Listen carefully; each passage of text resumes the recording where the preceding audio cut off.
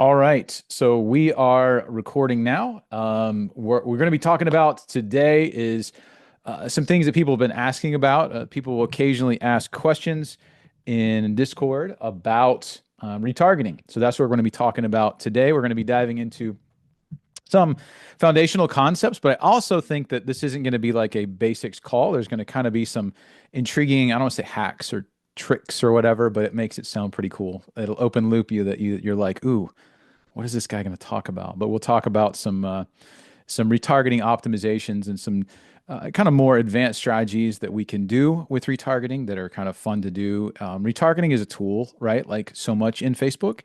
It is, and we'll get into today. You know, there's kind of this debate. Some people think it's amazing, and some people think it's horrible. And when do you use retargeting? When do you not use retargeting? But what we're going to be talking about today is some kind of optimization hacks where you can get the most out of your retargeting audiences. If you got something going on like a live event or a sale that you really want to just slam your audience, what are some ways we can do that? Also, if you've ever visited a web page or something like that, and all of a sudden you just see those people everywhere, right? It's a what strategy is that? How do we implement something like that? And it can be done pretty cost effectively to kind of stay top of mind to your prospects. How do we use retargeting as kind of a two-step formula to help us maybe qualify who our audience is and then get in front of them rather than just try to like get in front of them straight with cold traffic to, hey, buy my stuff. Like maybe there's some more sophisticated funnels that we can explore. So we're going to be talking about all of this from the beginning stages to the advanced stages about retargeting today, getting into it. What does a retargeting ad look like in terms of the setup, in terms of the creative, in terms of everything else? So before we do that, want to let you guys know about something we're excited about the forums that many of you have had a chance to check out. I think it's just really slick. The design, I love it. The functionality, I love it. One thing I mentioned to Alan is I'm like, man, it'd be cool if you could put like a tagging function in there, which would be really great so that people could, tag other people in posts. If like I'm like, hey, Ravi knows a lot about calls, Ravi, tag him. Hey, can you come chime in? Like, what are the best calls for someone to look at with this particular problem? Or if I want to tag someone has a CRO question, I could tag Brandon, or Google, I could tag Charles or offers Kevin or something like that. So I think that's kind of in the development pipeline. But in the meantime, if you've ever been in Discord, like we love just kind of going in there and chatting and everything like this, but it does get kind of overwhelming. Like if you want to track conversations and you just it feels like you're in a really, really crowded room and there's all these conversations going on around you all the time, which is cool if you're just doing social chat, right? But when we really want to track uh meaningful conversations about marketing, about things that really matter to us, then it's really helpful. And we have the type of forum where you can kind of have those conversations cordoned off. And I think it'll just allow for more value down the line as people are coming in. They can really learn. They can see the replies instead of things being lost in Discord forever. So what we're really, really trying to do is transition over to the forum as much as possible, and we're really trying to go there. So if anyone has any questions, like I would encourage you, like start a question in the forum. Well, don't tag me because you can't do that yet, but we're working on that. That's my understanding. But put it in the right category or whatever. We go in there a few times a day to kind of make sure we're answering your questions. And there's a much better chance of getting really quality answers, I think, on the forum than it would be in just kind of everything getting lost in Discord. And some people I know they've even said like they maybe asked a question in Discord and there's so much going on, it just kind of got lost in the noise and they felt like their question wasn't answered. It's nothing personal. It's just kind of that's the vehicle of when everything gets asked in the lounge and stuff like that. So we're gonna put everything into or a lot of these questions into the forum. So check those out. Those are amazing. So with that, anyone got any quick questions? We can answer. If anyone has a quick Facebook question or two, or we can just go ahead and dive in. Who's got questions? I'll give it a couple seconds if anyone wants to chime in. All right. Oh, Eamon, what's up? Hey, what's going on, I'm doing great, man. How Brandon? are You are doing great. So, yeah, doing good. Thank you, man. So, I have a quick question regarding like when turning off campaigns. For example, right now, or the couple past days, I turned off campaigns that were working well for me. Uh, Mainly because we ran out of supplies or the goods until we're waiting for the new ones to come. So when we turned them on for like the next round, do we just duplicate or just churn the one or the old one? How do you usually do it? Yeah. That's a good question. So first of all, you probably know this, so I know I'm preaching to the choir here. I think it's really good to communicate to our clients as much as possible that turning things off and on can mess with your optimization dramatically. So like Mm-hmm. I know that like no one plans for inventory issues, things happen, but it's worth mentioning that to them to be like, hey, for your long-term performance, um, this can really mess with your optimization, and I don't want this to be seem like an easy fix. You just turn things off. Like let's what can we do about it may be in your best interest to really plan out so that inventory doesn't run out. So that maybe we do some inventory forecasting or something like that. Maybe that's something you can help them with as an additional service, or I know that media buyers will assist them with that. But that being said, what I would do is I would just turn on the campaigns that you turned off. I would make sure, and I've talked about this on a previous call, do not turn it on just whenever, right? Because if you turn it on, say at 10 p.m. in the account time zone, it's going to blow through the entire daily budget in 2 hours. So what you want to do is you want to turn it on early in the morning. I'd turn it on at like 2 a.m. account time zone, something like that. And what you can do is that it's really what's really key is that the account time zone, not the time zone that you're in or your customers or anything, the account time zone, which is really important to understand. I've worked with accounts before where I'm in the US, the team's in the US, we're marketing to people in the US. The offer even talks about, hey, doors close at midnight Eastern, but the client used to live in Japan and they started their ad account out there. So the ad account was in Tokyo time. So I always had to do like all these calculations and I was always like second guessing myself, like, okay, I'm getting this right. If I want to say it turns off at midnight Eastern, I have to like make sure that that's well, here's what this is in Tokyo time. So anyway, it's the account time zone that matters. You can go in and you can create an automated rule to turn it on. Or if you want to, if you happen to be awake and that's convenient to you, you can just manually turn it on at that point. But that's what I would do. I would just turn on the campaigns that you turned off. And the reason is, I'm a big believer that campaigns get learning, ad sets get learning, ads get learning. And when you turn it off, if you turn it back on relatively quickly, maybe it's a couple days later or whatever, hopefully that learning kind of kicks back up. If you duplicate it, then there's a greater chance you're kind of starting from scratch again, right? With that optimization. So I like to maintain and retain that optimization, all that learning as much as possible, and just turn back on the assets that we turned off. That help? Yep, it helps. Thank you, Lauren. Thank Cool, you. cool. Of course, of course, of course.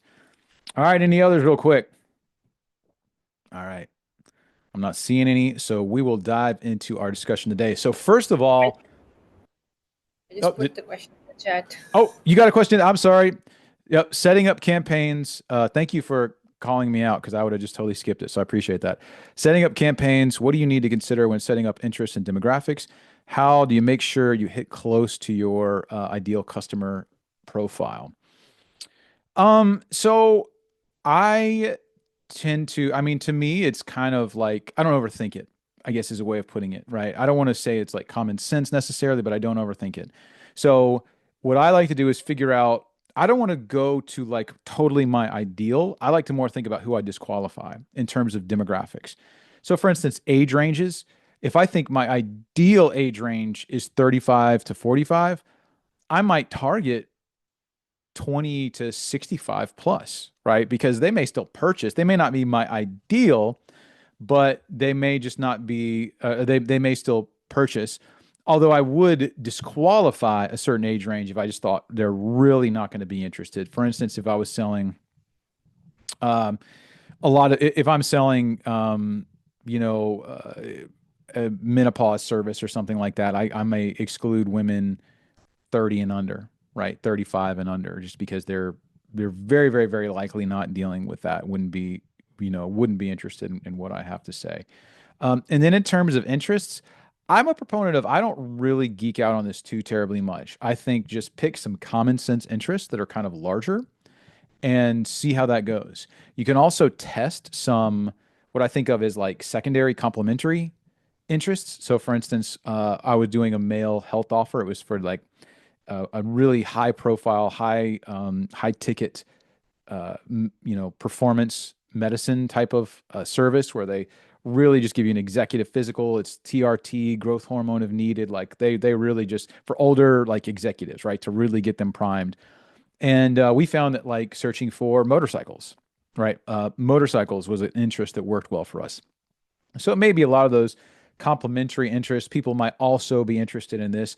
But honestly, I think as time has gone on, Facebook has worried less and less about these specific interest targeting. And I don't think it's something you really need to terribly overthink, if that's helpful. Because I tend to go very, very narrow. The more I know my ICP, I tend to go very, very deep into that. And I found myself targeting too narrow at times. And that doesn't seem to work. So, what I see from what you're saying is the broader it is, not very close, not very accurate, but a larger audience. Is that it?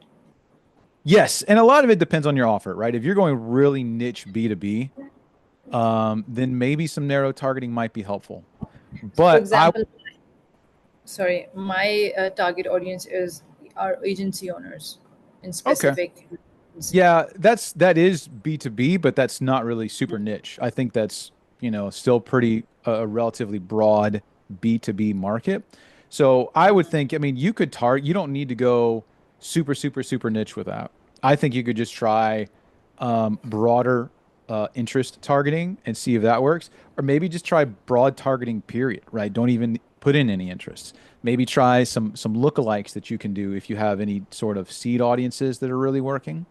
But I wouldn't stress about, I wouldn't necessarily get too narrow. I mean, you can always test it out if you want to get a really narrow audience, but it sounds like that's really not performing to your expectations.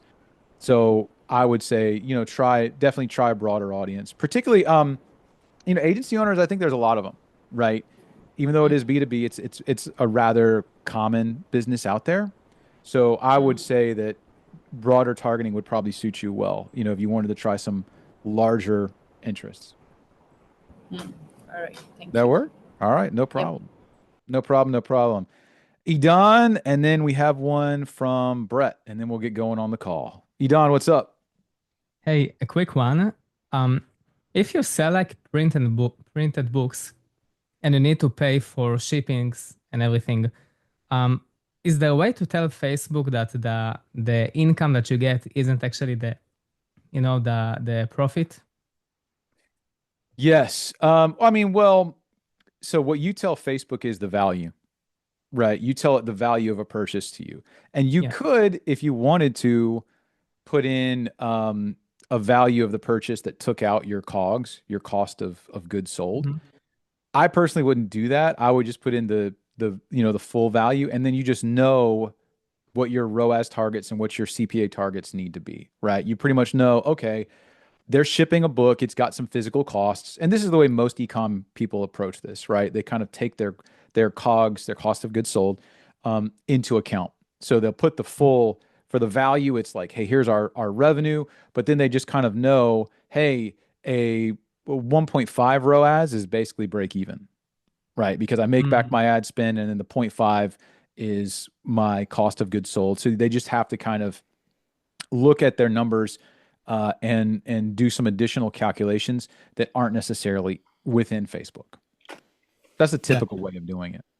Got you. Thank you. Yeah. No problem. I mean, you could put for your value, you could put just the profit, but I wouldn't worry about it. I think that, it can be there's so many variable costs and everything else like that that I think sometimes you ended up maybe hurting yourself more than trying to geek out with that. Yeah, seeing it as 1.5 AOV equal sorry, ROAS. Yeah. price. Yeah. Forgot it for a moment. Like equals like break even. So yeah, that's what I needed basically. Yeah, exactly. And that's pretty standard to the way that a lot of people will handle it. All right, Brett. He said, I have a question actually, since I can't stay till the end. I teach. Yeah, what's your question, man? We'll get to it. Yeah, thanks. And Of course. so, kind of new to this, running my own ads. I'm actually having to pay for an ads manager through a third party because Facebook disabled my account. I don't know why. Long story short, hired an agency to kind of set everything up for a coaching call funnel. And mechanically, it's set up. We spent about $2,500 on ads. We're getting decent cost per lead.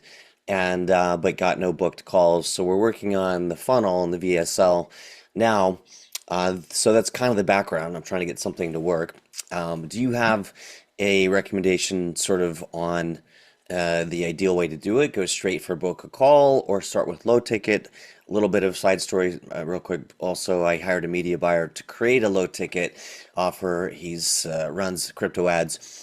They built it out mostly for a virtual crypto summit, and they were months late, and I kind of gave him a deadline, and he quit. So I'm kind of like, Mm. you're not drowning, but sort of like I've got the assets, not sure what to do with it. We're going to build out the funnel. Maybe I'll have a better question then. But so my question is sort of general. Do you have more success going kind of straight to book a call where I'm not really an expert to them, or maybe a low ticket offer, maybe what's working Yeah. overall there? Yeah, that's a really good question. So I think first of all, one excellent thing for you to do is see if you can get, I don't know what your schedule is. I know you mentioned you have classes to teach and things. If you can get on a Alan's reading offers call, which will actually be tomorrow, right? This is a wonderful opportunity. Reading offers, all the coaches do it once a month, and it just so happens tomorrow's Alan's time. He does it the first Thursday of the month. So you basically get like a hot seat with him. So you'll be able to say, here's my question, here's my stuff. What do you think? Get to pick his brain. So Got it. I think that would be excellent for you to do. For me, I think that I mean, you could go either route. I don't think either one is wrong per se. I Mhm. think that I'm a fan of the low ticket model because number one is it's going to give you a quicker feedback cycle. You're going to be able to tell if it's working, if it's not working. You know, with a book a call, you've got to expend some there are ways Alan mentioned in the Facebook group some sophisticated things that he's doing. There are ways to kind of get a faster feedback cycle, but for the most part, you just, it is a little slower to be like, okay, is this going to work? Right. But with a low ticket, you're going to get that faster feedback cycle. Plus, you're going to be able to um, recoup your ad spend. Like that's the idea, right? Is I agree. if you can break even or even Mhm. profit a little, then that allows you just to scale up so that you're getting all of these leads in essentially for free. And then a huge part of it is that sales process is in it's I should say purchasing that product and consuming the content is part of the sales process, right? It is not just a nice bonus that you get the money, but it is part and parcel. You get them into your product, they consume it, they say, this is amazing. So let me sign up for a call and let me go further with this. So I'd be a fan of going that low ticket model myself. Now you can do it either way. I work with clients who do both, but a lot. If I were in your shoes and I had to pick one, I would go the low ticket model. Yeah, I agree with that. Oh, I think I lost you a little bit. I hope it's not my internet, but maybe it'll get back on here in a little bit. Um, oh, Uh, oh well. Well, we'll see if he kind of gets back on here. Um, what happened? so, oh, are you back now? Oh yeah, sorry, I didn't know I cut out. No, Uh, it's okay. is it okay to just have you follow up on that question before about turning off ads and back on? These ads have been off for a month or so, so I don't know if I should clone the campaign, start a new one, or turn those ads back on. I'd turn them back on. I mean, if it's off for a month or so, that's a lot of kind of decay time where it may be starting from scratch anyway. But there's no harm to it, right? Worst case scenario is you turn them back on, it doesn't work, and then maybe you try duplicating it, right? Okay, You don't lose anything by turning it back on. cool. All right, thank you, and Cool. thanks everyone. Didn't mean to kind of rehash there, but it's No, good no, stuff no. so far. Of course, of course. And Alvin posted in the chat here where you can sign up for Alan's reading offers call. Go there. Definitely recommend you take advantage of that. All right, we'll get to these two questions. We got one from Kevin and one from Lucas. So Kevin, what's up? Hi, Loren. How are you? I'm doing wonderful. How are you doing, sir?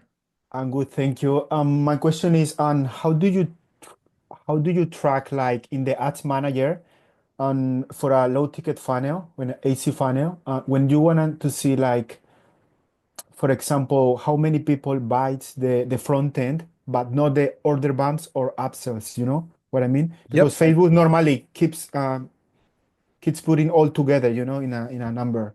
So Yeah. how do you separate it? Sure. It's a good question. So there's a few ways you can do it. Generally, a lot, it depends on your CRM or your cart, like whatever tool you're using to push the Facebook events back in, and different Go high ones work. level. We use Go go high high level. level. Okay. Yeah. Okay.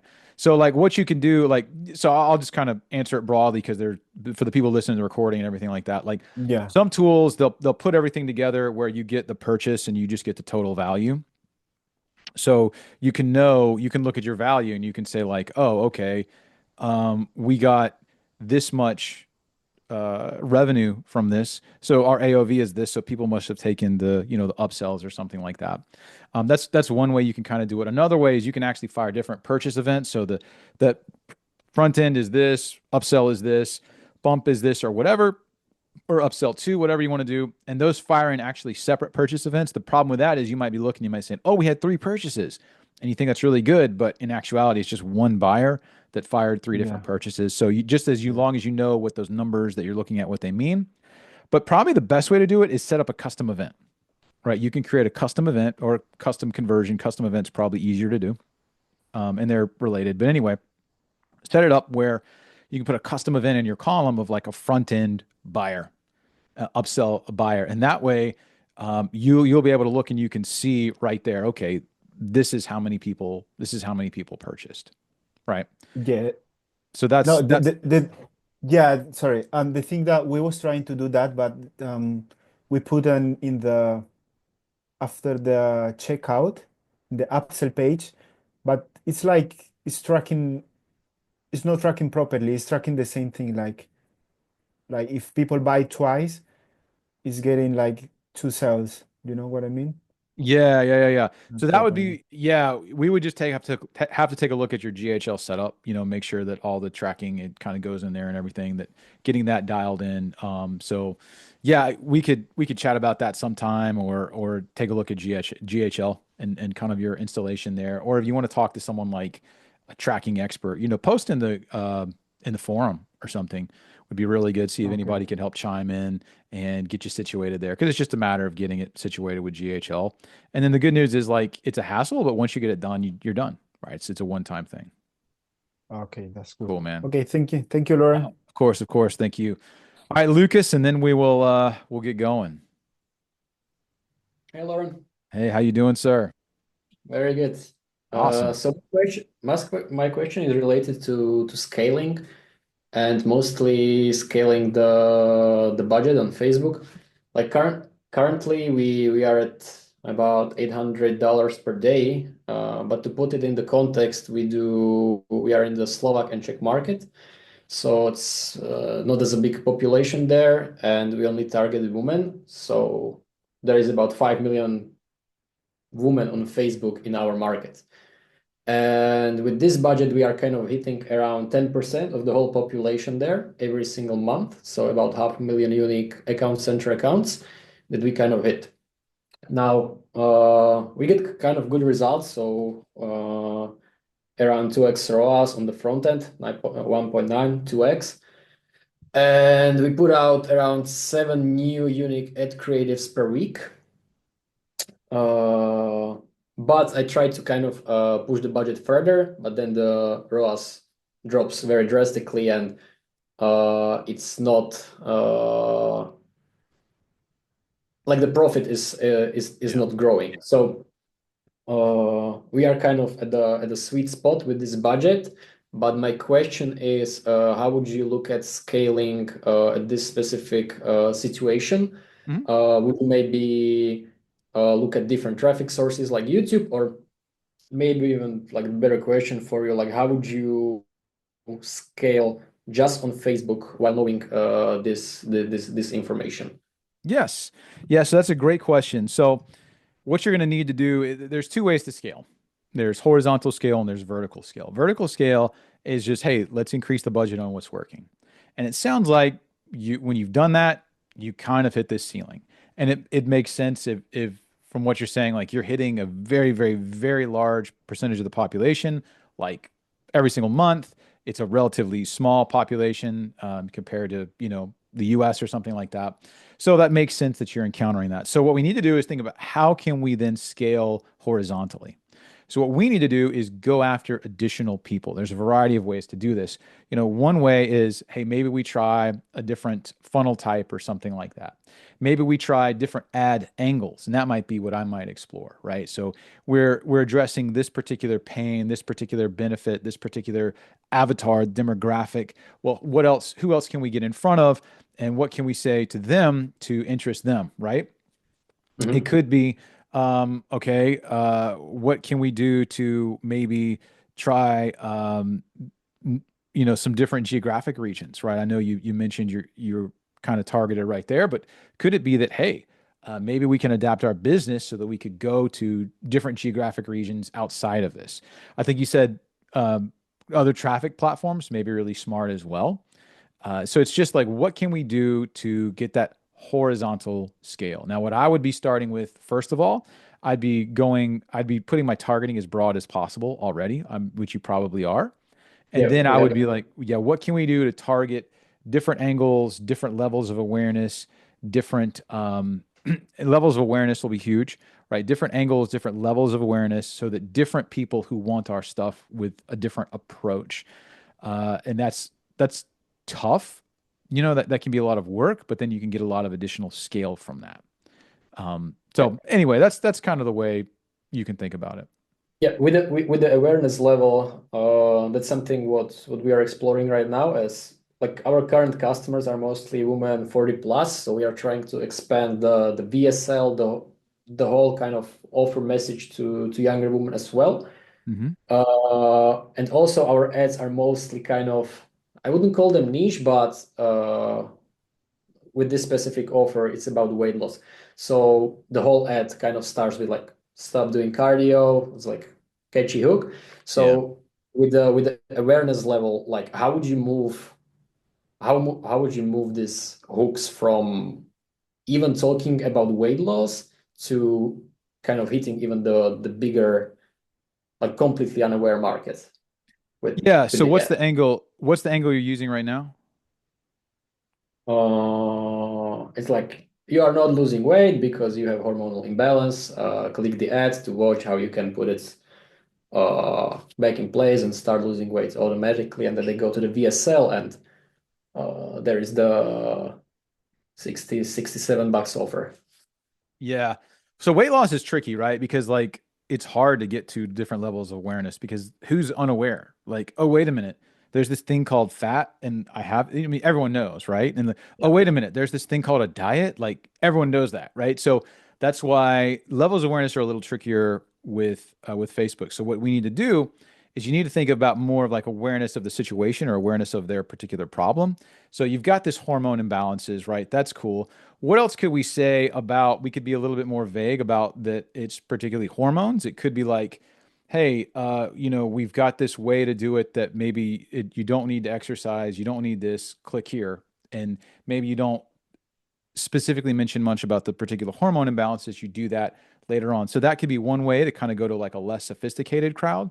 Mhm. Something like that, right? So it's thinking about like different levels of sophistication, or it could be, and this really depends on the market. Sometimes maybe you make it more sophisticated. It's like, okay, people have said that you need to get your hormones, but here's the thing, like, most people try to adjust your hormones this way, but that's the biggest problem. You need to adjust them this way. So that's honestly pretty challenging to really do that. So if I were in your shoes, I'd be thinking about like what could I be doing to go to some different geos? Would be what I would be thinking personally. If I were in your shoes, I'd be thinking like what can we do to take this to different geographic regions? Yeah. Yeah. Like Uh, I don't want to hold the call for too long, but Sure. do you think also so we are using the catalog model, so we are now expanding basically the product line and the funnels that we have. So just like launching a new funnel that's going to solve completely different problem and basically bring the new people into the ecosystem that way, so they also find, oh, we also have this weight loss stuff here, and they'll just buy it from the back end as a cross sell. Yep. So You could try that as well. yeah, I was curious about whether there's some solution on directly Facebook, how we could kind of go with the budget further, but Okay, so horizontally let it be. Yeah, yeah. And so I mean some things you could do. So you could try manual bidding, right? You could try manual bidding at different bid levels to kind of get some additional horizontal scale.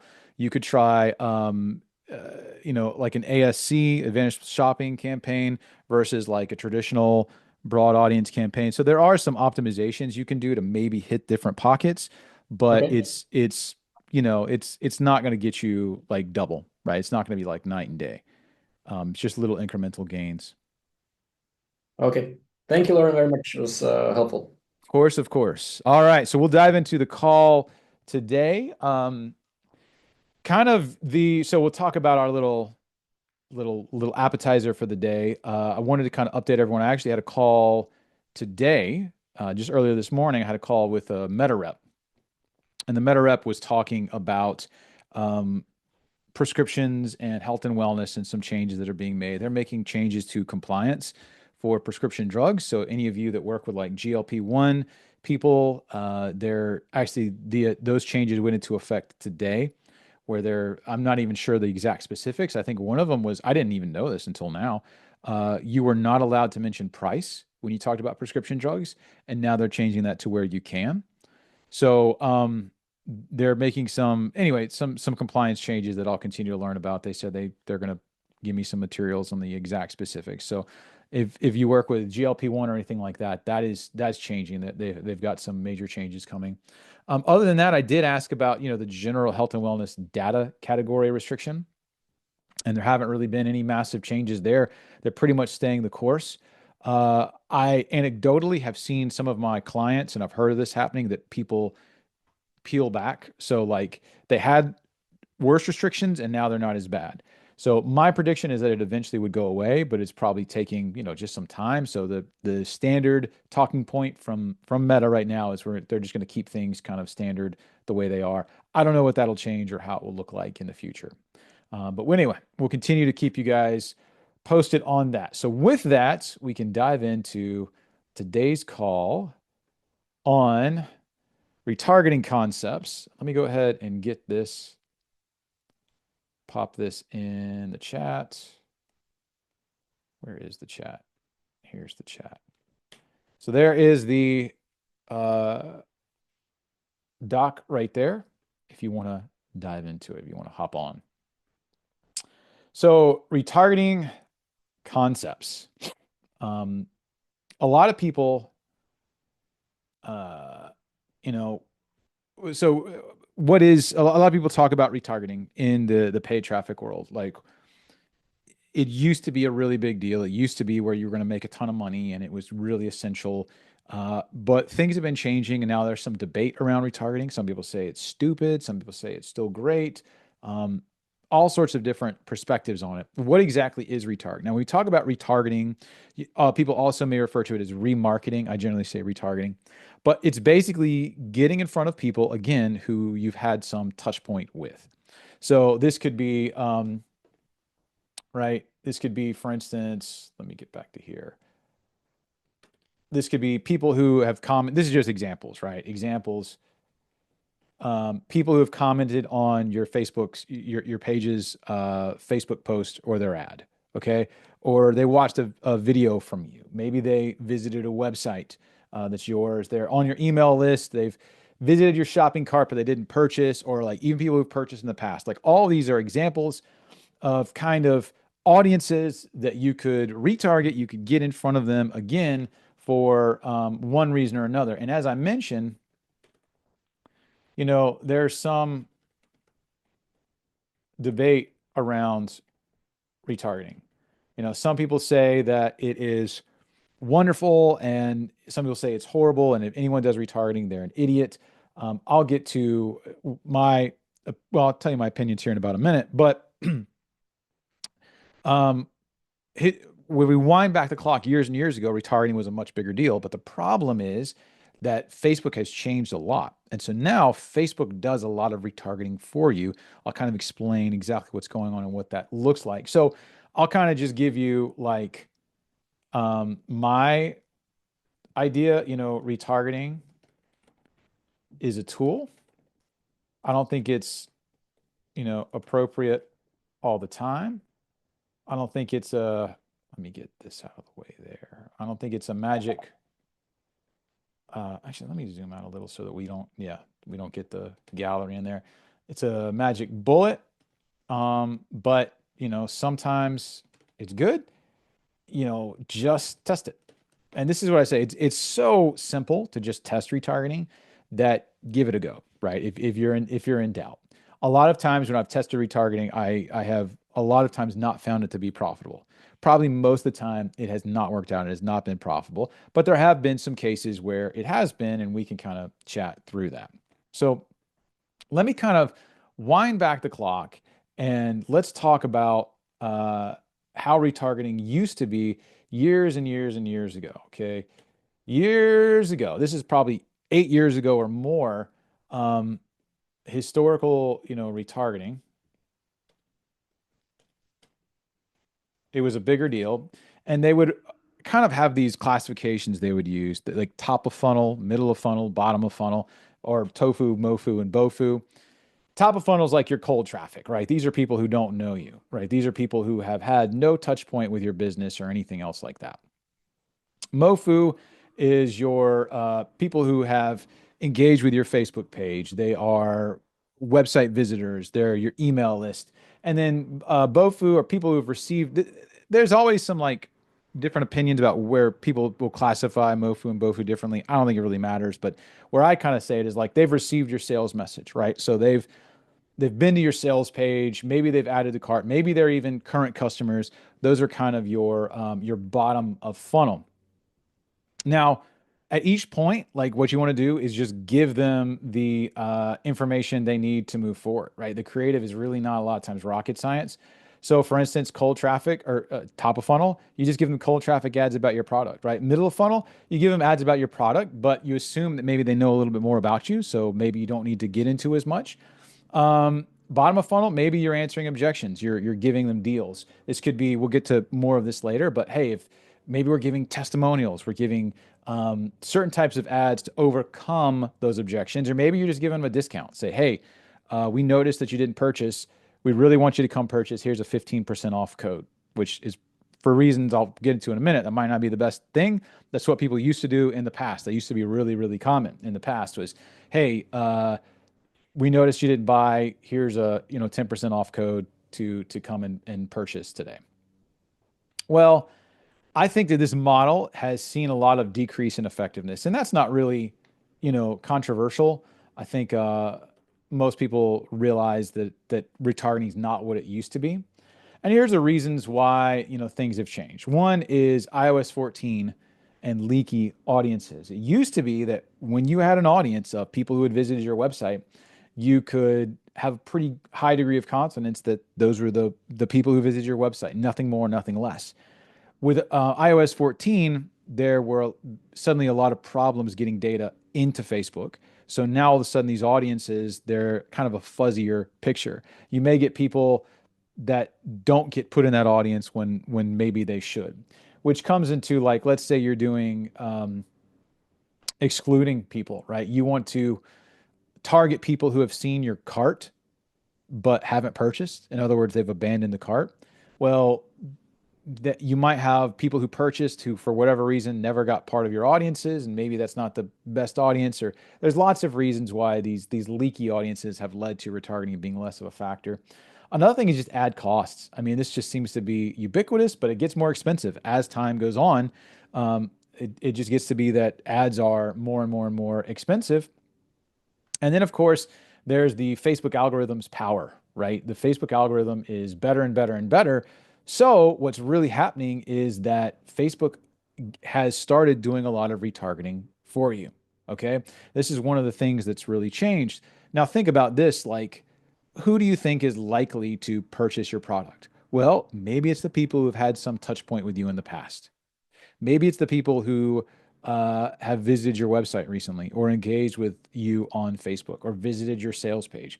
Well, Facebook's not stupid, and Facebook's going to pick up on that. So guess what? Facebook is going to say, hey, I noticed this person visited this website. I noticed this person engaged with this on Facebook or something like that. So Facebook is going to say, let's get in front of this person again, because then If we're getting in front of this person again, they're more likely to, continue to buy. Facebook's smart to figure this out. So it's less of us kind of doing this manually and more of Facebook doing this by itself. Now, I've actually tested this.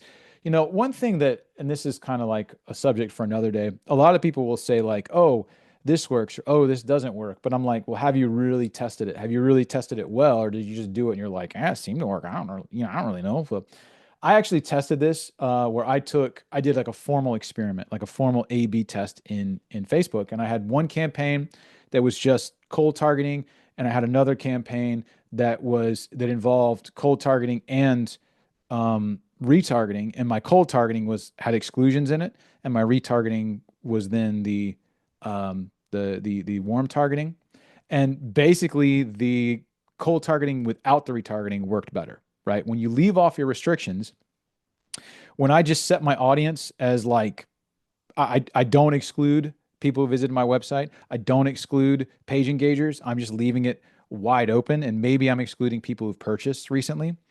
But if that's the only exclusion I have, then Facebook has the ability to go to people who have engaged with my page, to go to people who have been to my website.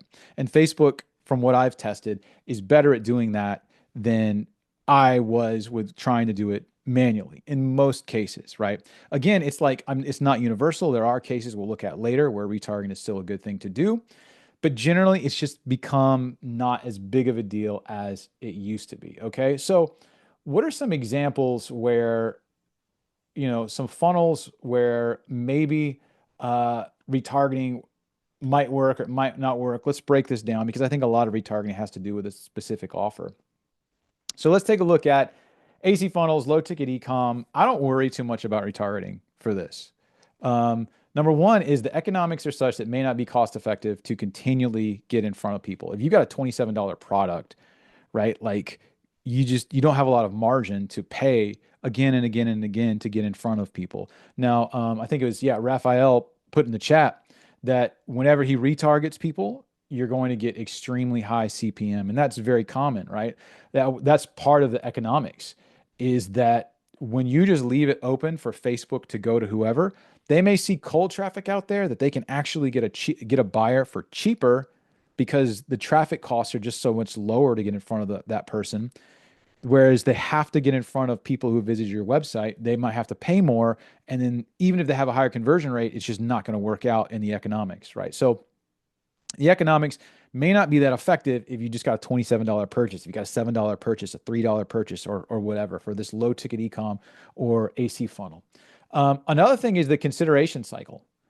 If I go to a $7 product and I decide not to buy it, like, is it really going to make a difference if you get in front of me again? Like, it's kind of an impulse buy at that price point. Now, if it were a $350 product, maybe I'm sitting on that. Maybe I need to think about that. Maybe I've got some consideration to do. But if it's kind of just a low ticket $7 product, $27 product, like, what's the benefit of getting in front of them again and again and again and again and again? Because like they've already made up their mind, right? So that has something to do with the effectiveness of this retargeting. Like I've said, I've tested this. It is occasionally effective, but it's rarely effective. And even when it is effective, you've got to wonder, like, would those purchases have happened anyway?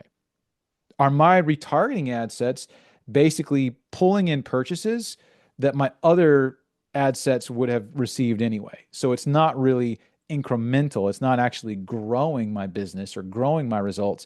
It's just shuffling around where things go. But you can do retargeting at a really low spend if it's something you want to test out. It's just not that big of a deal. I look a lot at my frequency of retargeting. So when we look at our frequency metric, I look at the last 7 days. Now remember, we've covered frequency in the past. Let me say, I look a lot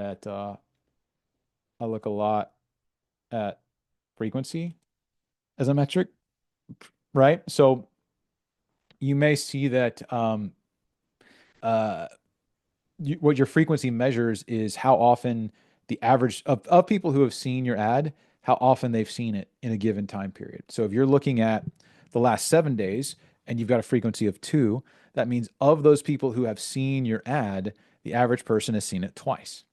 Now, retargeting, you can get up to a 2, 3, 4. It's not that big of a deal. Like, I don't mind If they have some relationship with me, right? If it's people who visited my sales page or you know, people that I really want to take the next step, I don't mind getting a higher frequency with that. If it's like people who have engaged with me on Facebook, a higher frequency sometimes you notice is actually a detriment where that you'll see declining results. But generally, a frequency of like two, three, four times a week is not a big deal. So that's where I really try to manage that. Where if I start to see either my cost of acquiring a customer, whatever my KPI is, either that's just getting really high, which might mean I scale back my retargeting budget or I just turn that off. Or if my frequency is getting to be like a 7, 8, 9, 10, something like that, really, really, really high, at that point, then I can just scale that back. One thing you can look at too is like your 1 day frequency. If you look at your like yesterday's frequency and it's a 2.0, that means of the people who saw your ad yesterday, the average person got it twice. Like that's a pretty high frequency. So you can look at those frequency, kind of scale back your budget. Not that there's anything wrong with frequency. I don't freak out about frequency, but it is kind of an upstream metric that may indicate, okay, if I continue to spend into this, I'm going to see diminishing results, is kind of my personal opinion. But you can just let it ride, let it go crazy, and just see where your CPA shakes out. But the thing is, generally, I found that to not be super effective, as I just mentioned. Now, sometimes it does work. Like if they have a new offer and they have a big audience, like there are cases where retargeting does work. And clients, I'm doing it right now, and it's actually very, very, very effective because we've got big, big, big audiences. It's a very well-known person in the space who just has, I mean, a bajillion Instagram contacts on Facebook. I mean, she's big on all sorts of platforms. Tons of people come into her website. So because we have that big audience pool, that retargeting is still actually pretty effective to get in front of those people with our low ticket offer. The question I've asked myself is that incremental before? Is that just stealing stuff from purchases I would have made in my other campaigns and my other ad sets?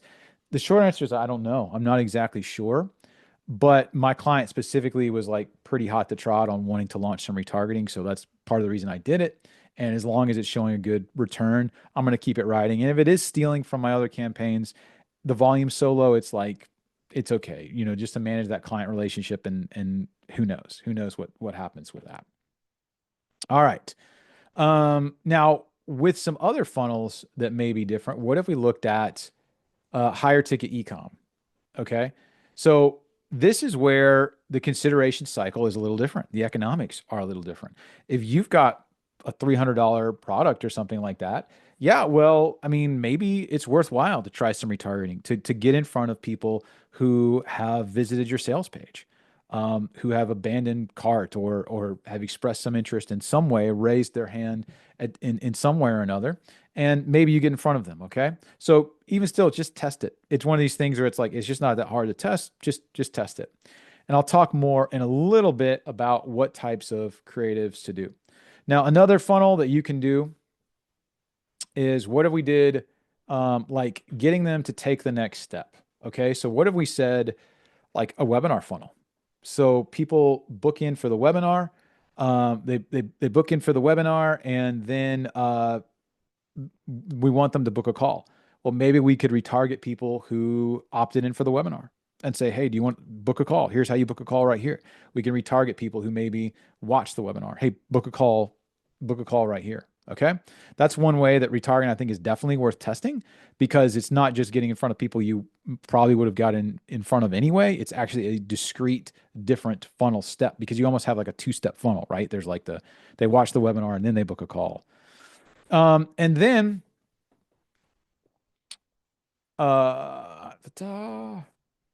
we have new offers, right? And these are some reasons why retargeting might work. Like if you've got like a live event or like a higher ticket back end offer, this would be retargeting would be really good to go to your people on your list, to go to past purchasers and say, hey, we've got this live event coming up. Go register here to get your seat for $2,000 or something like that. If you've got any type of higher back end offer, this is where it's worthwhile, getting in front of people with retargeting because you're dealing with such high ticket that the economics are worth it. And like, it's a new thing that you don't have a lot of cold traffic going to, that it just makes sense that like your warm traffic would be really interested in that. If you've got a launch, right, get in front of your warm traffic just to get some boost. Hey, we just launched this new thing. If you've got a big sale coming up, right, whether it's Black Friday, Valentine's Day, July 4th, right, whatever the reason for your sale is, or if it has nothing to do with any holiday, but it's just some other type of business thing going on, get in front of them with retargeting. And I'll talk about some cool optimization tips to give you in a little bit about some cool ways you can do that. All right. So what does our retargeting setup look like? Okay. So let me go ahead and pop this in here. All right. So what does our retargeting setup look like? So let's say, for instance, that we want to test out retargeting for an AC offer or for a high ticket e-com offer. Low ticket e-com, high ticket e-com, AC offer. What do we do? Well, the first thing we want to do is we want to create an audience. Now, this is obviously like the first thing you need to do is you need to create these various audiences. You can create an audience based off of page engagement. Like, let me put it this way, like audience possibilities. Okay. You could do page engagement with your Facebook page. You can do IG engagement. You can do, your list, right? And you can do like a customer list. So this could be like your email list or past purchasers. And what you actually do is you do like a CSV, right? So it's like a CSV spreadsheet. Oops. And you can import that into Facebook, right? Get all that information, import into Facebook. So it can be your email list. It can be past purchasers. You can also create like pixel-based audiences. So like people who visited your website, and you can specify a time period with all of these, right? With this one, and this one. You can specify like last 30 days, last 60 days, last 90 days. You can set it manually. It could be 43 days. It could be 26 days, right? It doesn't matter. People who like had certain events, right? People who fired certain events. So this could be like purchasers. This could be people who added to carts. This could be people who opted in for your webinar. You could even fire all sorts of custom events. So you could fire a custom event if someone has watched 2 minutes of your webinar, and then maybe you retarget them, but you don't retarget the other people or something like that. There's all sorts of sophisticated things we can do with firing a bunch of different events, and that gives us a lot of possibilities. But so the first thing we want to do is we want to get this audience into Facebook that we want to eventually retarget. You got your pixel-based audiences. These are the main audiences that you can do. Like there are, I'll get into some kind of specifics later with some specifics to the pixel-based, but people who have engaged in different specific ways, right? So once we've created this audience, what we can do is I would say just go for purchases, right? Optimize for purchases. I'll put this, optimize. You want to optimize for purchases. If you're just going for like low ticket or something like that. What I tend to do, I tend to throw everything in one ad set if I'm dealing with lower budgets.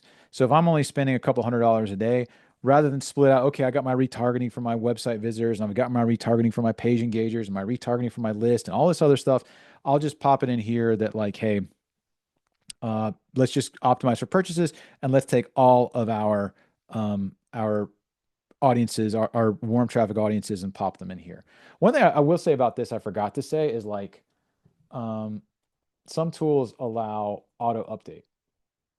Okay, so like Active Campaign, for instance, you can connect your Active Campaign setup to Facebook so that list, your custom list, is continually getting refreshed and updated with people who have been added. So you don't have to like upload a list manually every day. It does it automatically for you, which is really, really convenient, right?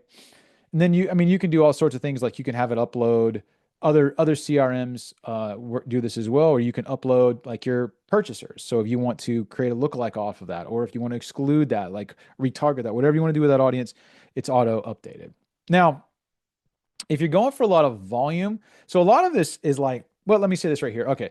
You can break it out and test individually at higher budgets, but it's still just not that big of a deal. What I mean is, like, if you got a high budget, you could say, all right, let me test my Facebook engagers differently from my list, right? Let me test my Facebook engagers and my website visitors, my middle of funnel traffic differently from people who visited my sales page. Something like that. Like there, you can break it out and you can test it individually, but honestly, it's just like it's not that big of a deal, in my personal opinion. It's not going to be like the biggest needle mover. So maybe it's worth doing, maybe it's interesting, but it's not going to be what transforms your business. Now, if you are getting a lot of volume, you can set up an abandoned cart sequence, an abandoned cart campaign. Um, the way this works is you make an audience of people who have visited the cart, right? So you have these audiences that you've set up. One of the things you can do is you can fire an event like add to cart or initiate checkout. You can fire that event, and then you create an ad set of people who have that event, maybe in the last 30 days, and you exclude from that ad set people who have purchased recently. So in other words, all that leaves are the people who've been to the cart without purchasing. In other words, people who have abandoned the cart. And then you can just get in front of them again. Now, what do we want to do for creatives for these audiences? I'm talking specifically this, we'll get into some other sophisticated stuff later, but specifically for this AC funnel, low ticket stuff that we're looking at and high ticket ecom, you can use the same creative, like if you're short on time, and a lot of times those work decently. A lot of times you can do some other ones. So discounts used to be a big deal. I'm not a fan of doing these personally, where it's like, hey, we noticed that you've been to our site and you didn't purchase. Maybe here's a 15% off just to, convince you. I'm not a fan of doing that. Number one is like, I just don't find it that, I don't know. I don't want to say unethical, but it just seems slimy to me to kind of be like, I don't know. We're gonna treat the people who abandon us better than like our wonderful customers. Like that's just kind of a personal thing. But also remember we talked before about leaky audiences. There's not a guarantee that it's actually going to go to people who've abandoned cart. This very well could go to people who purchased, right? And maybe for some reason they didn't get in the audience. They purchased, and now all of a sudden they 2 days later they get something that says, "Hey, do you want to come back to us and get a 15% off?" Well, now all of a sudden you just created a customer service nightmare for yourself and a disenfranchised customer. So plus, like it's in ads library, people can share the ad. It is not isolated to just people who are going to watch that. Now, some people are like, I don't care. Everyone can use a discount. It doesn't matter to me. Whatever, you do you. I worked with one business that had run that for probably 8 years. I mean, it was an ad set that had been running for so long, right? That and we just kept it running because it still kept producing, but it was it's not the way it's a possibility, but it's not a tool I would personally use a lot. Right? For abandoned carts, a lot of times we mentioned earlier how you can set up an abandoned cart audience. Just make it simple. Get in front of them again. I heard something that one time that I'll steal. I think it was like Molly Pittman way back in the day, a million years ago. She was like, they might not have said no, they might have just said not now. Right. So maybe I'm looking at something on my phone and I gotta go for some reason. I'm in the doctor's lounge waiting for my appointment.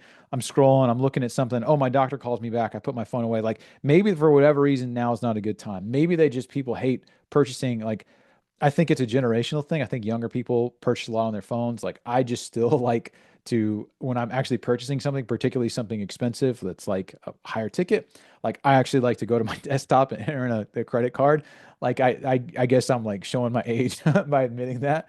But yeah, Raphael, I'm the same way. But anyway, yeah, so it could be that maybe they just haven't got around to doing that yet. So all you got to do is just get in front of them again, right? Just say, hey, you still interested, right? Just an excuse to get in front of them again and remind them, oh yeah, right? Don't assume it was a no. Don't assume you have to overcome all these objections. Maybe you just get in front of them again. But sometimes it's worthwhile thinking, all right, why didn't they purchase? Why didn't they take the next step? What objections do they have? And this is where your retargeting can be really helpful, not necessarily for abandoned cart, but for maybe people who visited your sales page, right? Like, why didn't they purchase? What objections do they have?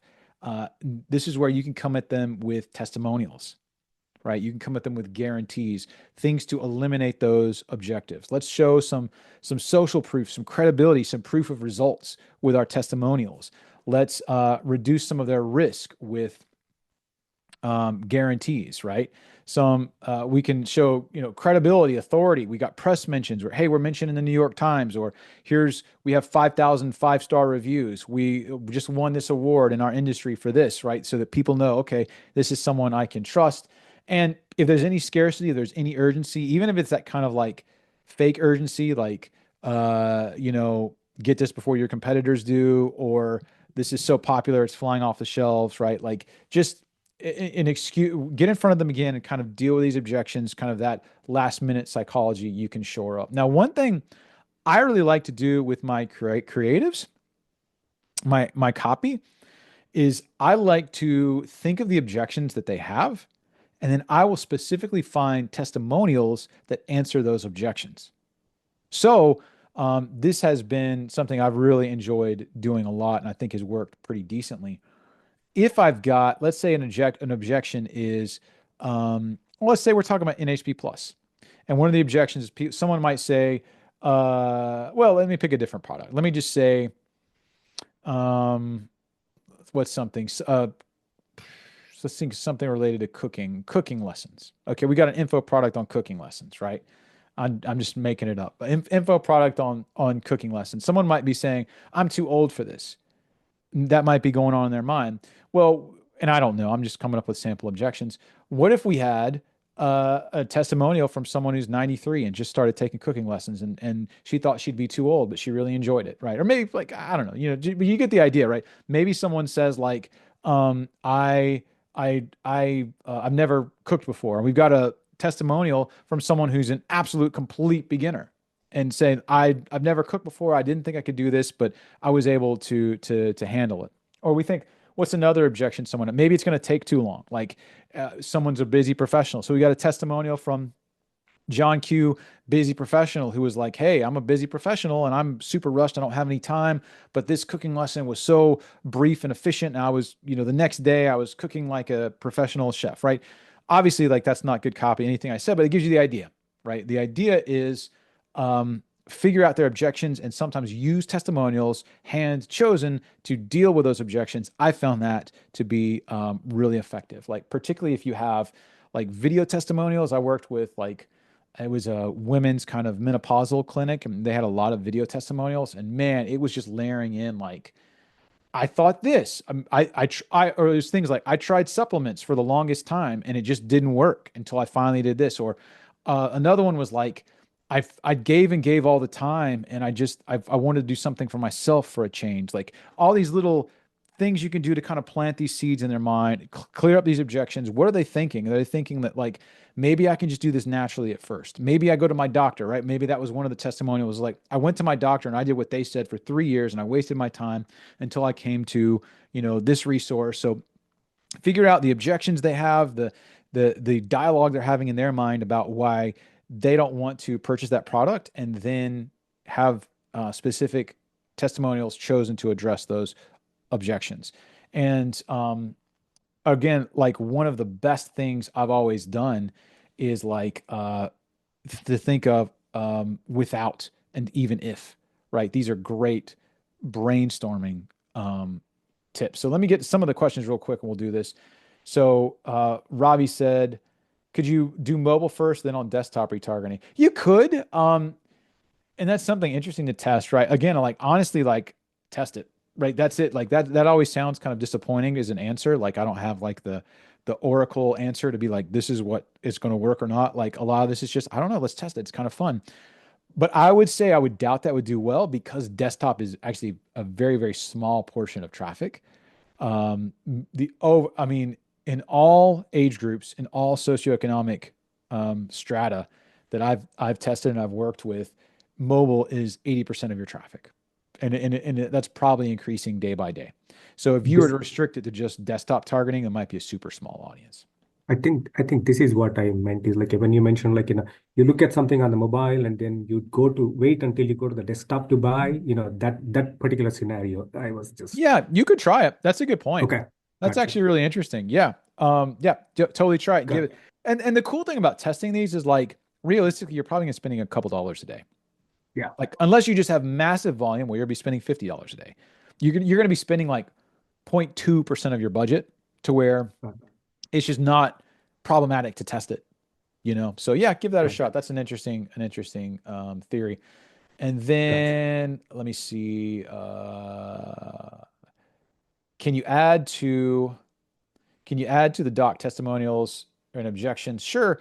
And also every account is different. So if you have some same niche offer and two different ad accounts, something else in terms of settings will work. Yep, good point. All right. So testimonials. So use uh specifically chosen, or I should say this, like one thing I love to do is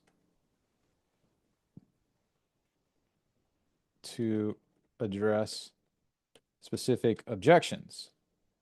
I'm too old. Here's a testimonial from someone who's 85. I'm too busy. Here's a testimonial from someone who thought they were too busy, but were pleasantly surprised at how efficient everything was, right? Okay. So what I like to do, and I've mentioned this before, I like to use without blank,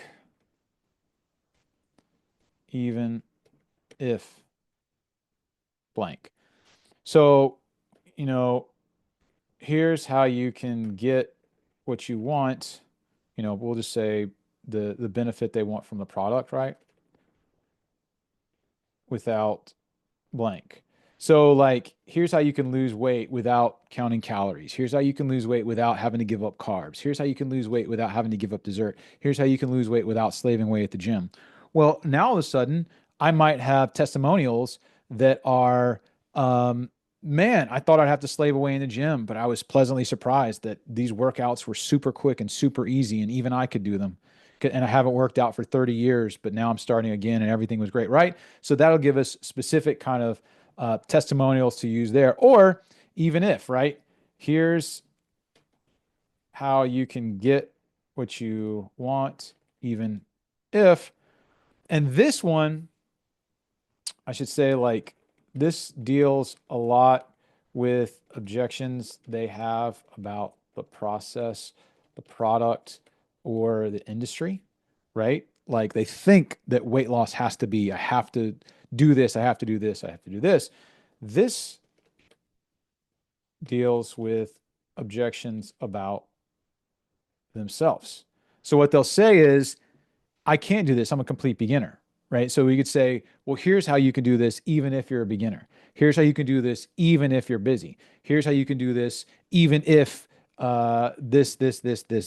Now, the one thing I wouldn't say generally is, and do this sparingly, strategically, I should say, is here's how you can do it even if you don't have a lot of money, because generally like these are the people, you don't want to advertise that because you don't want those people coming into your funnel. A lot of times if your low ticket is a feeder for your back end, you're not really going to get high quality people in your back end if the bait that you're attracting them with is, hey, you don't need money, right? So just keep that in mind. Of course, if it's like if you're selling a $49 product and that's it and you're done, then go for it. Or if anyway, you can see where I'm going with that. All right. So that's what you do for the creatives. Honestly, the creatives, it's really not too difficult. It's just like intuitively thinking out, what do they need to take that step forward, right? Like, what do they need to take that next step forward, right? That's what it comes down to.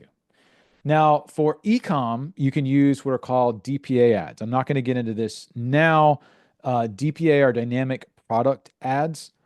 If you've ever been to a site like, if you're looking for shoes, right? Like I'll go look for like shoes. I was looking for like this nice pair of boots or something like that. And I was on this site, and all of a sudden I go back onto Facebook and I'm targeted with like, yeah, size 11, like the exact thing I was looking for.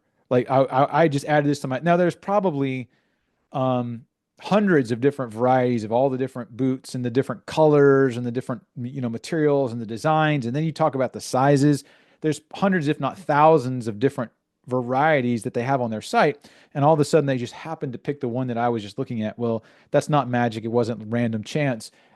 It's dynamic product ads where they use what's called a catalog, where they kind of, it thinks a lot of times it's like for Shopify stores where there's a little bit technical stuff that has to happen to sync that up to Facebook, where Facebook just kind of knows what's in your catalog of ads, and then they can put that in front of people, those specific uh, items that they were just viewing, right?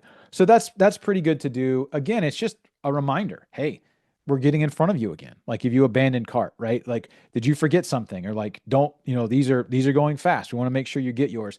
You may not really need to cover a bunch of objections because like if it's just shoes or something, right? I mean, just kind of use your logic there and your strategy. But it's just a chance to get in front of them again, get another bite at that apple. DPA ads are normally very profitable for ecom because you just get that specific ad in front of them again one more time. They've already added this to cart, but I won't cover that now because when we're doing a lot of info products and everything else like that, it's just not something I would use. It's more trouble than it's worth, and it's just not. I've only really used these DPA ads. If generally only use if you're dealing with a store with many SKUs, right? So a lot of different products and everything else like that you're doing. If you're just doing info or something like that, you don't need to do that. So Brad asks, are those the ads where they have products with your last name or something in it? No. A lot of times DPAs are like, well, I mean, I guess they could be. Typically, people use them for retargeting, but like DPAs, yeah, I guess they can do that. A lot of times, that's like non-compliant. Like they kind of have like a list. They'll get like a list out there of like everyone with a certain last name and like target people with that last name. And I think Facebook is cutting down on those. But anyway, so it could be similar, but it might not necessarily be. It's more if you visit for the purpose of talking about retargeting with this, right? If you visit a site and then you get retargeted with the exact specific thing you're looking at, that's is pretty much a DPA ad. Okay. Now, that's what we talked about AC funnels and everything else like this. All right, so now let's go ahead and talk about, okay. Now, what if you have a different type of application, right? We'll talk about another type of funnel. What if you got a live launch? You've got a sale going on. You've got something that is time-based that you really want to get in front of people and you really want to hit them with, all right? So what you can do now is you can use retargeting. Creative is pretty simple, right? It's just, hey, we've got this sale coming up. We're just launching this. I mean, the same creative you think would work will probably work. There's not really specific to retargeting.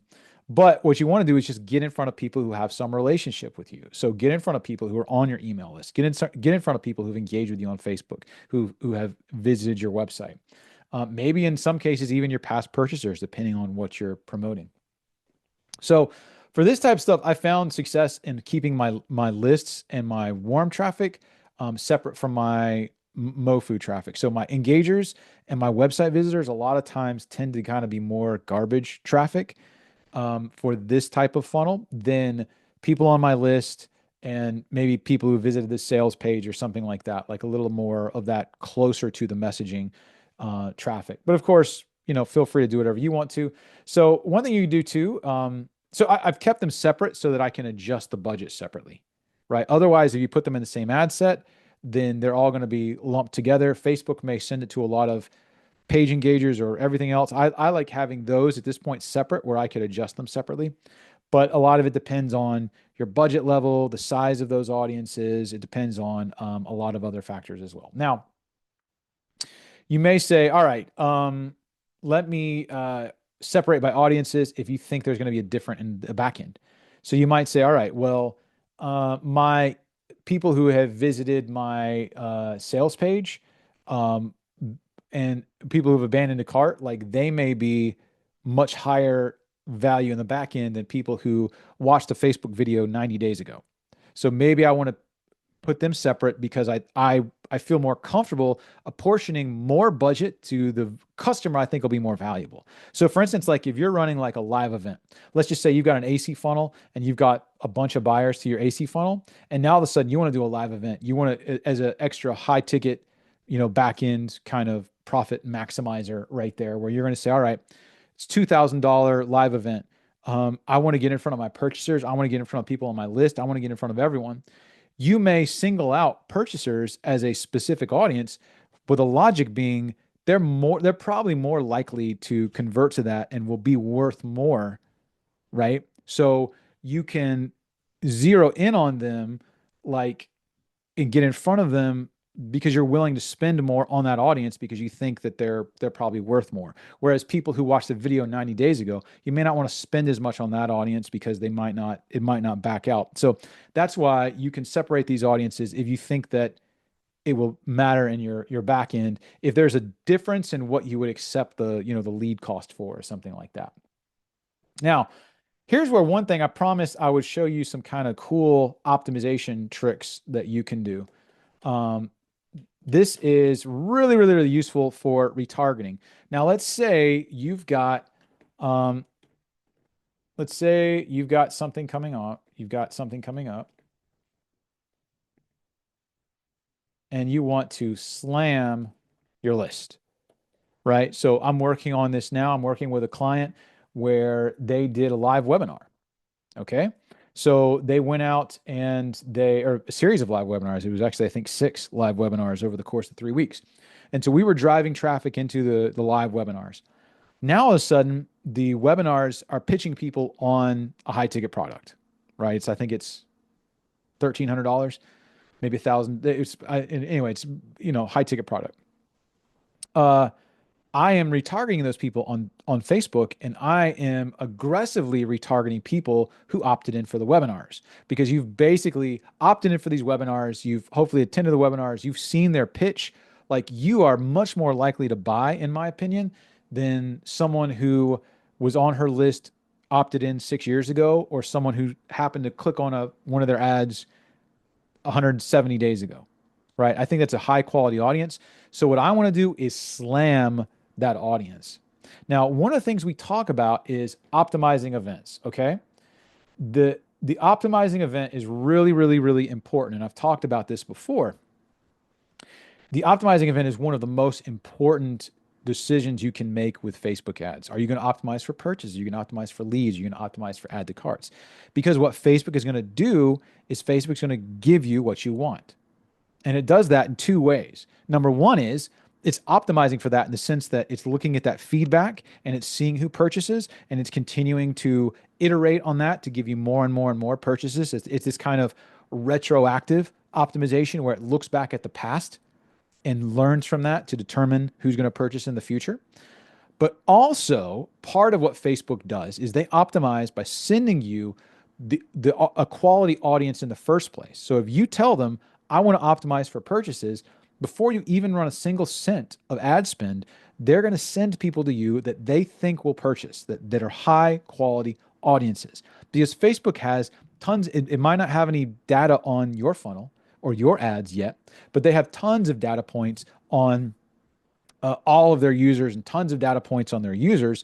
So they're going to send to you high quality people that are likely to purchase. What that means is optimize for what you want. Don't try to get smart with it and optimize for add to cart when what you really want is purchase. Don't try to get smart and optimize for landing page views when what you really want is purchase. Because, and I'm talking now about cold traffic, right? Because when you're going to a cold traffic audience, when you're going to millions and millions and millions and millions of people, you want Facebook giving you what you want. Don't try to get smart. Just tell it what you want so that the algorithm goes and gets what you want. Now, what I just described is the philosophy for cold traffic. Okay. It's different for warm traffic in some cases. Why? Because this is already, in some cases, a quality audience. I don't need to qualify that audience anymore. To go back to my example of my client that ran a live webinar, we had, thousands, if not, I don't even know how many registrants we had, tens of thousands of registrants. Those are quality people. They already opted in, right? They probably, hopefully, attended. They've been seeing emails. I'm assuming those people are quality enough. I don't need to rely on the Facebook algorithm to get in front of the right people because I'm going to assume they're all the right people that I want to get in front of. Because there's two factors at play. Number one is, right? Um, two factors. So let me say I had a client doing live webinars and then pitching a high ticket product. There are two factors at play. One is the people who opted in to the webinar are already high quality. I don't need to qualify them anymore. And number two is the economics mean just one purchase is like 1,000 or more of incremental revenue, right? So it's like you get the economics work in your favor so much that I want to slam this retargeting audience because even if I spend a lot more to get in front of these people than I would for cold traffic, it doesn't matter because if I get one extra purchase, it's going to be worth it. So because of this, what you can do is optimize for different events. And this will allow you to really, really slam your audience. So again, normally I only go for what I want. But with this, I can optimize for purchases, but I can also optimize for reach. I can optimize for engagement. I can optimize for video views. I can optimize for landing page views and or link clicks, right? And what's going to happen is these optimizing events individually are only going to hit a portion of the audience, but in aggregate, they're going to hit much more because they tend to overlap very little. So they're hitting different pockets of this list, of people who opted in for this webinar, right? So what I'm doing now is I'm optimizing for purchases, I'm optimizing for link clicks, and I'm optimizing for reach. You could do more. That's just what I've done for this current client. And I'm getting results from all three of those optimizations. And you can look and you can see that they are hitting different pockets when you look at the frequency, right? You can see that they are hitting different parts of those lists and they are getting results independent of each other. So that in aggregate, you're hitting that list harder and harder and harder. Now, this is where in this case, an event like an optimizing event like reach can be handy because what reach allows you to do is get in front of unique people, right? So you can maximize unique reach. You can set that up as the objective so that reach is determined to permeate your list a little better. Now it's not perfect. You're like, well, why don't you just do all reach? Because it's not perfect for whatever reason. The aggregate tends to work better, but set this up, and that's the way I set it up. So thank you for your kind words, Ravi. So that's kind of a cool little trick that you can do to really, really, really slam an audience. Again, retargeting is a tool. And here's kind of a tool you can have in your tool belt to say, what can I do about really, really slamming an audience if it's appropriate and if it feels right? Okay. So let's take a look at another funnel, another example of when we might want to do retargeting. What if we said webinar to book a call? And this is, pretty simple as well. People opt into a webinar. The webinar pitches them on booking a call. And when they get on the call, we pitch them on a high ticket. Well, this might be a pretty self-explanatory example. Target webinar opt-ins, driving them to book a call. Now, our cold traffic ads, cold traffic ads are only going to the webinar, right? Like it doesn't make sense to have cold traffic going to the book a call because that's the purpose of the webinar is to get them into that, to indoctrinate them so that they want to book the call and that so they're warmed up and primed. So this is not going to interfere with our cold traffic. Our cold traffic ads would not, remember I talked, Facebook does a lot of retargeting for you. Well, this is one case where it's not true because you're talking about a completely different funnel step that we're not going to advertise on cold traffic. So it's worthwhile advertising this different, discrete funnel step where we say, all right, people who opted in for the webinar, we're going to target them to have them go book a call. You can even get really sophisticated and you can fire events if they watched 2 minutes of the webinar, or if they watch, 45 minutes of the webinar or something like that, because then you can make audience of those if that really matters. I would just say I would kind of keep it larger and just go for people who opted in, just for simplicity's sake. But if you really had a lot of volume and you really wanted to drill down, that's something you could potentially do.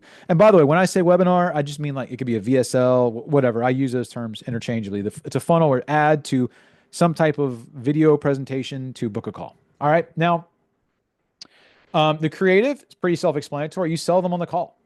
And this is hopefully what your webinar did. It's like book a call, and hopefully there's a reason for them booking a call. It's not just like, hey, book a call so we can put, sell you on this and tell you how much our prices is. Like, hopefully there's some type of strategy involvement or assessment or evaluative book a call model that they get value from the call. And in which case, what you do is you just sell them on the call, right? Hey, hoped you love our webinar, that our master class or whatever they're calling it. I guess you don't want to call it a webinar, call it a video training or master class or something like that. Hope you loved our master class on ABCXYZ.